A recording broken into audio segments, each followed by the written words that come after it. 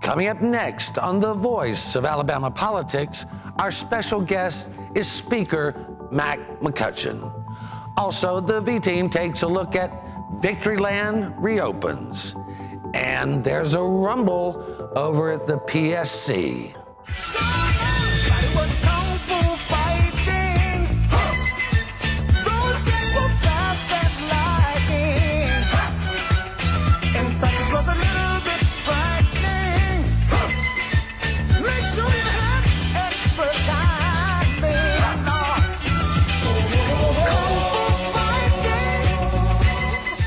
Looks like Twinkle's gone all kung fu. All this and much, much more coming up next on The V. The Voice of Alabama Politics with your host, Bill Britt. Now, the #1 political show in Alabama, The V.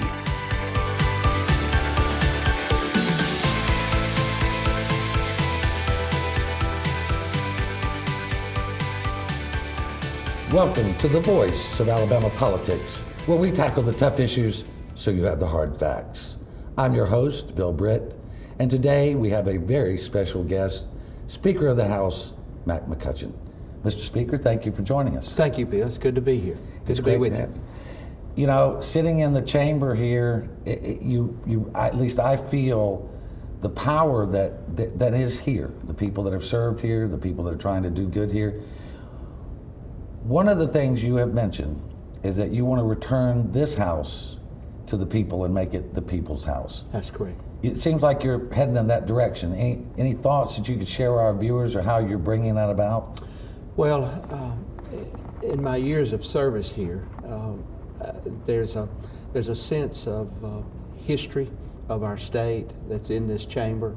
There's been a lot of decisions made for the people of Alabama. And one of the things that we talk about in this chamber is that this is the people's house. And we have said that with a sense of pride. And as we look at the representatives that sit in these chairs, they represent 40 to 44,000 people in this state, in their districts, and they all have a voice. And each district is unique within itself. And so that's what we're here for. We're here to discuss the issues that we face in Alabama, and we want to hear from those districts because they represent those people. So it's very important to me. Well, and that's refreshing to me, and I think it's refreshing to people in around the state. Our viewers, they know who you are, and a lot of folks do know who you are because you've served honorably for so many years, but I think they'd like to know a little bit more about you. If you could tell us a little bit maybe about your upbringing, your family. You've been so many things. You were a soldier, yes, you were a farmer, you're a law enforcement officer, and a minister. Well, I've had some people will say I've been what's the old saying, a jack of all trades, master of none. I laugh about that. But we have, my wife and I got married right out of high school. We had a beautiful son. He was our firstborn. And I was raised on a farm there in a little community called Tony, Alabama. Oh, yeah, I know where Tony is. Mm-hmm. My grandmother and grandfather, they ran a general store there. And at one point, they had a sawmill and a sorghum molasses mill. Oh, wow. And so I grew up in that kind of environment on the farm. And my name actually came from my grandfather. They called him Mr. Mac. In the farm, right. And I was always right behind him somewhere, and they called me Little Mac. So my real name is Chester, but if you ask people about Chester, most people would say, well, who is that? Yeah. But Mac is my name that I'm known by. So coming up in that kind of a background and atmosphere, we grew up on the farm. Went to school there at Sparkman High School. My wife and I were Mr. and Miss Sparkman. Oh, wow. In 1970, we were high school sweethearts, and we've been married for 46 years now. And so when we got married, of course, I had to go out and make a living for my family. And I went to work there as a tractor mechanic working on cotton pickers. And then from there, of course, went into the military, and then went from there early on into law enforcement. And that's where we had benefits for my family, and my career was in law enforcement. It was during my law enforcement career that my father got killed in a farming accident working on a building unexpectedly. And we had, I had younger siblings, and we had a farm operation going, and somebody needed to step up. And so for 2 years, I worked third shift uniform patrol and farmed about 600 to 700 acres of land. Well, and I know how hard farming is because I've done it, and it doing that and another job, third shift, that's amazing. Yeah, my supervisor on third shift patrol used to talk about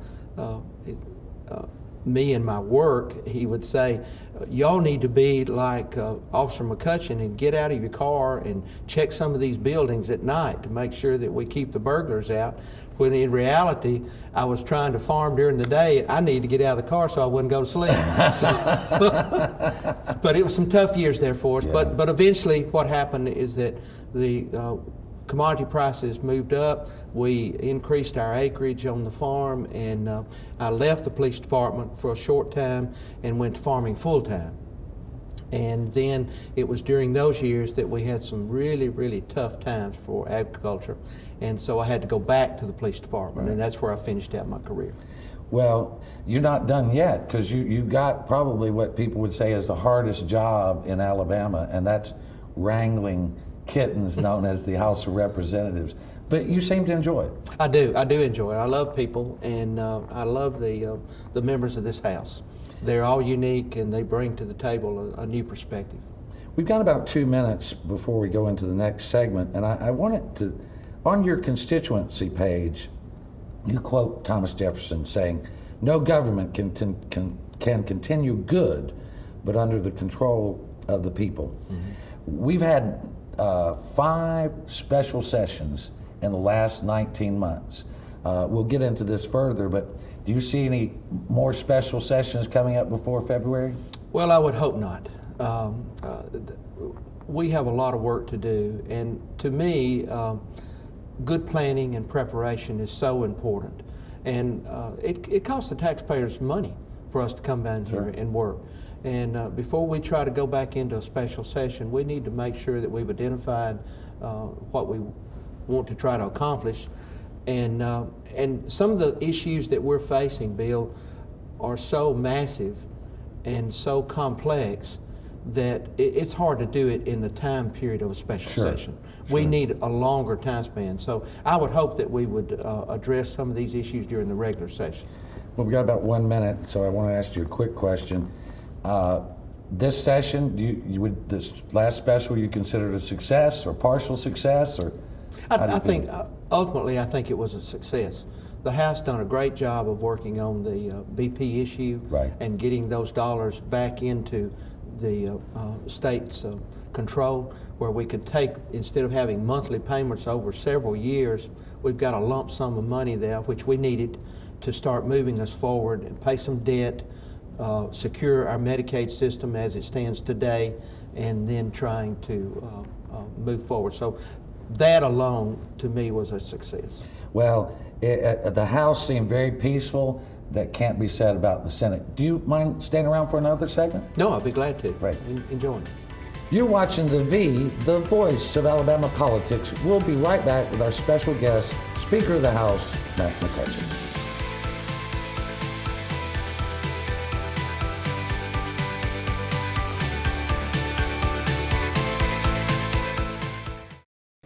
I'm Deontay Wilder.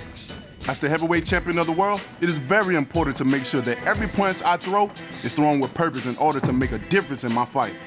I feel the same way about decisions made in my home state of Alabama and our nation. That is why I'm registered to vote. I encourage you to register to vote, and remember on Election Day to bring a valid photo ID to the polls. Let's make a difference.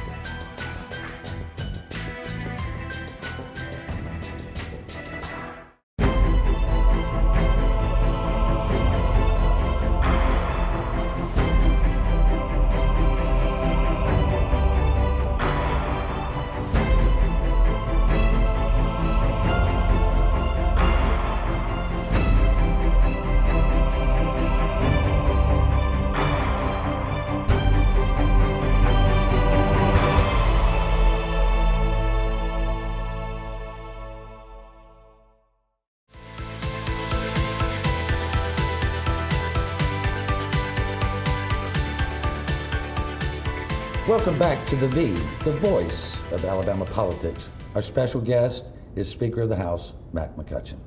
Thank you for sticking around with us. Oh, yes, good to be here. Good to be here. I want to go back to something that we talked a little bit about earlier. I know I was talking with some of your staff and some of the folks that work down here, and they seem to think you're bringing a different style. And how is your speakership or your office going to run differently than, say, any of your predecessors? When I considered putting my name on the candidacy list for Speaker, I looked back at several speakers over the years and looked at their styles, actually talked to several of our members who had the privilege of serving under several different speakers. Right. And in just taking all of that information and processing it, I just said, you know, what kind of style would I want to have? And of course, it goes back again to my heartfelt belief that is we need to make sure that the people's voices are being heard. Right. And as Rules Chairman, when I was serving as Rules Chairman, I worked very hard to try to be fair to the legislative process.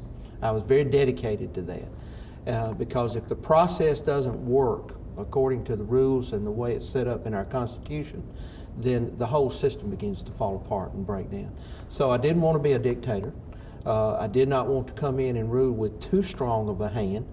I wanted to give the members an opportunity to feel their worth as representing their districts. So I think it was just a combination of several different styles, sure, and then me being who I am and my experience.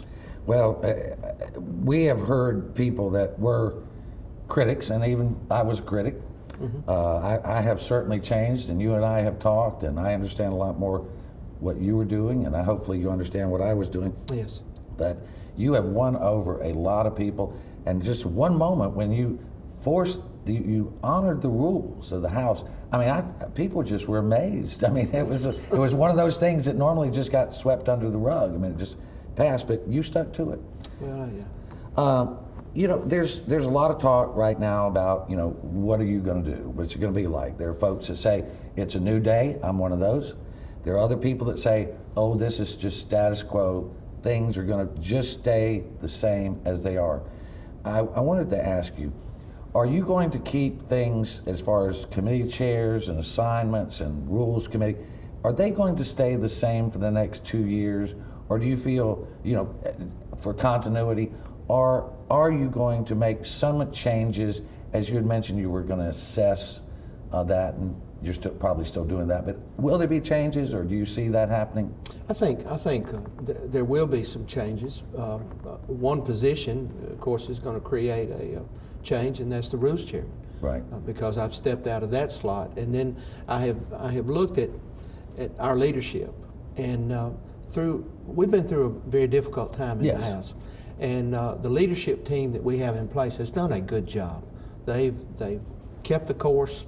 They haven't been sidetracked from the people's business, and they work very hard. So I have a lot of respect for all of our chairmanships that are in place on the leadership team. But I will say that my style is going to be different, and some of the leaders that we have, I'm going to be working with all of them to see if they want to be a leader under my style. And then when you start moving people around, I'm going to have to replace the chairman. Sure. Then there'll be a void there. Right. And then that'll have to be replaced. I was on so many different committees, chairman of the Joint Transportation Committee between the House and Senate. Well, there'll be a void there to be filled. The void that's already been filled was I was chairman of the Governor's Task Force for DHR. Right. And so I had to step down from that position. So there's going to be some moving around. To what extent, I can't really say today, but we're looking at that. One of the things that has been talked about, I think, among House members and just those of us that are politicos and watch the whole system work, is the notion that if you're a committee chair, you don't sit on rules. Now that's not the case right now. Is that something you might consider? I'm looking at that. You're looking. I want to talk to the Rules Committee, and we've got I have a lot of respect for all of our Rules Committee members. They work very well with me, And what I would like to do is I would like to talk to those Rules Committee members that are chairman and just get their feeling about it before I make any decisions. Well, these are the things that are being questioned, and we're hearing them. There's a lot of rumors going around. Yeah, well, but there's been no decisions made at this point. You know, it's sort of like folks sitting around the campfire telling stories, right? That's true. That's true. That's a good way. That's the way it is here. You got tall tale here, tall tale there. Mm-hmm. I know budget reform is your top issue. We've had a number of stories over the last several months, last several years, where really about over $100 million has been wasted on software that's not functioning properly. In your budget reform with the joint committee you put together, you're going to look at this, right? You're going to look at how we're spending money and how we should spend money. Yes, I do not want to leave no stone unturned. We came out of a election year in 2014, and we moved right in to a tax package from the governor's office. All of the numbers that he came up with were justified numbers when you look at total debt and all of our bond issues and everything. But the special sessions that we went through that year, dealing with revenue and new taxes, it caused a lot of fragmentation of the members. It caused a lot of debate, and it was some very contentious times during those sessions that we were having. And at the end of the day, when the dust cleared, the issue was that the legislature as a whole just did not want to have any massive tax increases. So with that in mind, we moved into the special that we just finished, right, and the lottery issue settled in the dust, and the legislature made a decision they were not going to pass a lottery for revenue. So we went through two major battles with taxes and the lottery. So where do we go from here? Right. And so I think to show respect to the people of Alabama, let's look at our agencies and let's look at how much money we're spending and how much waste is there. Right. There's so many questions, Bill, and you know this, that there's so many questions out there about the agencies and waste, we need some answers as legislators so they can report back to their people and come up with just facts and figures, and then we'll go from there. Well, we're here to help in any way we can. You know, we investigate and we look at things, and we are looking forward to your new leadership. Thank you for being on the show with us. Thank you. Anytime. All right. Okay. Thank you very much. I appreciate it. Thank you. Mm-hmm. You're watching The V, the voice of Alabama politics. Our guest has been Speaker of the House, Mac McCutcheon. We'll be right back with more news and analysis to the V team.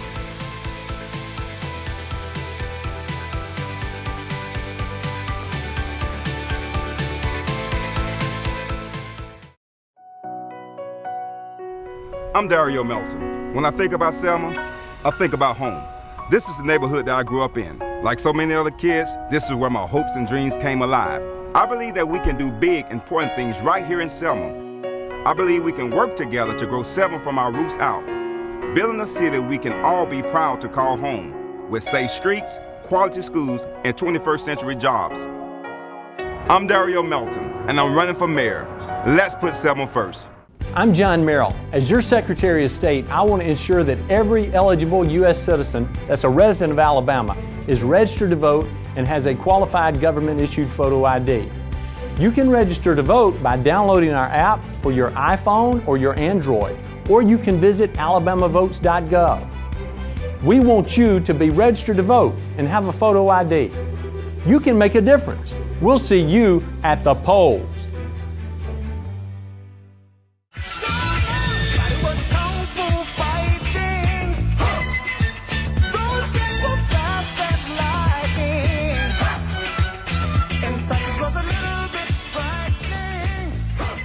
Welcome back to The V, the voice of Alabama politics. Claire, it was refreshing to sit down with Speaker McCutcheon. I tell you, to listen to his life story and the things that he wants to do. I feel hopeful. I do too, and I think most of the members of the legislature do, and I'm sure the viewers enjoyed the first two segments with learning about the speaker, and I just think he's gracious and he's going to do a great job, and you know, gosh, the speaker in the last 6 years would have never sat down with the V. Only to barbecue us, right, John? Well, I think Oh, no, McCutcheon- only to try to ban y'all from these as credentialed media from the State House. Right. What the interview did, and Mike never sat down with anybody, it humanized Mac McCutcheon, and I think that's important. Mike never did that. And I understand even his staff is more relaxed over there. They're not puckered up all the time. They were so gracious bringing us in with our staff and everything. It was just, you can tell it's back to the people's house. Well, Rachel Adams, the communications director, could not be more gracious and easy to work with. I got to tell you, it's for us, it's like night and day. Well, it just proves that a dictatorship does not work, particularly in the United States and much less Alabama. Yeah, absolutely. Well, Victoryland opened this week. And I mean, we were headed down there, and the cars were backed up to Union Springs or somewhere. I mean, it was ridiculous. Well, Montgomery to Auburn, you're right. I saw pictures on the interstate. They like 5,000 people. That was at 10 o'clock in the morning, and then they said at 10 o'clock at night there were close to 10,000 people. Yeah. So people are excited. They to only be able to had go back. 500 machines, but I think people really turned out to say, hey, this is our chance to speak up. Well, the good news for you, Milton, is Luther can't shut it down if he can't get to it. They got cars backed up. He can't get his troopers in there to shut her down. I don't know. Matt Hart might parachute in. I think he can close it down. Well, he used to parachute. Well, it's very interesting because, you know, when the governor did the executive order, giving it back to the DAs and to the judges to do the law enforcement for that. And then the Supreme Court ruled. But then I think I saw in a statement somewhere this week, the Attorney General Strange issued a statement saying if the governor's people, that the DAs and the sheriffs did not uphold the law, that he would be forced to. So I think in the back, that signals there may potentially be a raid down the future. And But then again, he also threw it back on the governor to handle it. So they're playing hot potato with this. It's already political season. Yeah. You know what I mean? And that's a hot potato that nobody wants to handle. So I don't And plus, know. you know, I think that Milton's lawyer, Mr. Espy, made it very well when he articulated about the taxes and the fact that the Indians don't give any taxes back. And Coach Pat Dye, I think, was quoted in several things, too. Well, that was one of the funny things. Susan was texting with the reporter since we couldn't get down there. And what did she tell you? She said it was the funniest sight she'd ever seen. She said Milton McGregor is such a celebrity. They walked right past Pat Dye to have their selfies made with Milton. And That's they were there eating ice poor cream. Coach Dye. I love Coach Dye, don't get me wrong, but I mean, that was pretty funny sight to see. Well, just keep it down home, cuz. Yeah, I tend to think that, you know, people voted with their wallets. I mean, you know, that's what they did. They went out and said, listen, we want it, we want it. Well, as you know, we've had this facility there for what, 30-something years, 40-something years? And then to shut it down, you know, it just doesn't make sense. Well, you know, and I've got folks on both sides of that argument. I know. And the law enforcement folks say we got to enforce the law, and the other folks say they are enforcing the law because they had a constitutional amendment. Local amendment, that's and right. you know, it's just a shame that and that we can't get this issue settled. I mean, you know, it's just one of the. We should have another opportunity in the regular session, I hope, Jack. You hear anything about that? Or? No, and I don't want to hear anything about it. Just do it. Let's have gambling in Alabama. Let's just let the people vote. That's Yes, what I'm let talking the about. people We got decide gambling. what they want. We got it, but gambling. for some reason the legislature won't let people vote. Somebody said the other day when we were at the State House, that offhanded remark, that they would never be able to gamble, that you'd never be able to gamble in Alabama. And I said, you can gamble in Alabama right now. Yeah, you go just down drive to out the here to Wetumpka. Wetumpka, you go down to That ain't Atmore. gambling. Yeah. Anyway. You're talking about rolling dice, and playing cards, and roulette, and let's open it up and have some fun. I'm all for it. Well, once again, we're going to miss the boat, the ship, the highway, or whatever, because Atlanta's getting ready to open Next up a thing, big Jack's going to facility. be promoting fast times and loose women. I'm not caring anything about the loose women, but the fast times I might like. Oh, boy. Well, anyway, bless their hearts. It's a mess. But you know what? This is very interesting. I'm sure y'all have seen this. But when you go to the Gambling Anonymous and the groups that try to prevent gaming, and do you know what the number one issue or problem with gaming in the entire state of Alabama is? What is that? The one that they have to do more counseling to try to get people out of gaming. betting on college football. I don't doubt that at all. Yeah. It's That's not what the like the studies show. gambling problem doesn't already exist. That's It's exactly- here. That's the point I wanted to make. Yeah, I mean, It's you know, here. thinking that people aren't going to bet on football is crazy. But we don't make any money off of it. Vegas certainly does, and the bookies do. Jack, a subject that's been, kind of a sore subject with everybody is this whole notion that Chip Beaker got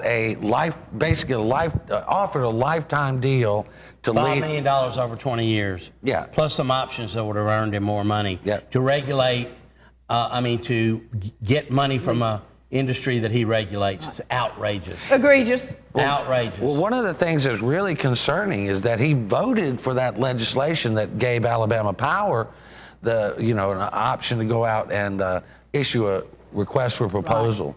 And so last week, Mr. Complicit Jeremy Oden, Uncle Fester, he was right there with him. dun-dun-dun-dun. Dun, dun. Dun-dun-dun-dun.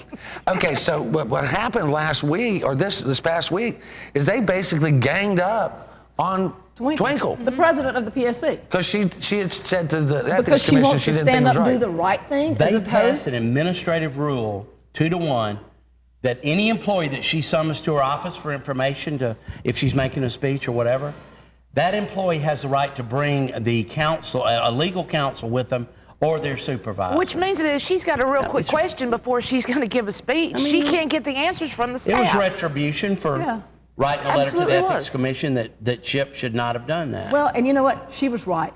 He shouldn't have done it. And any average person out there knows it. But you know what? This kind of goes back to exactly, for the viewers or old people who've been here, back to when Steve Wyndham was the lieutenant governor and the Democrats were in charge and they cut all his power. Here you got 2 Republicans and they've done the same thing to Twinkle Andrews, who is a Republican. And they never show up for work. They're there like 2 days a month each. Well, And they're bringing in $90,000 a year. Almost $100,000 a year.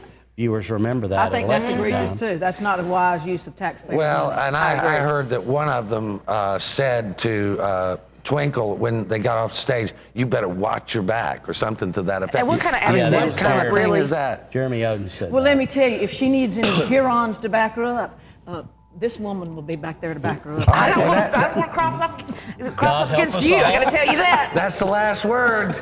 You've been watching the voice of Alabama politics. You watch us because we watch them. Done.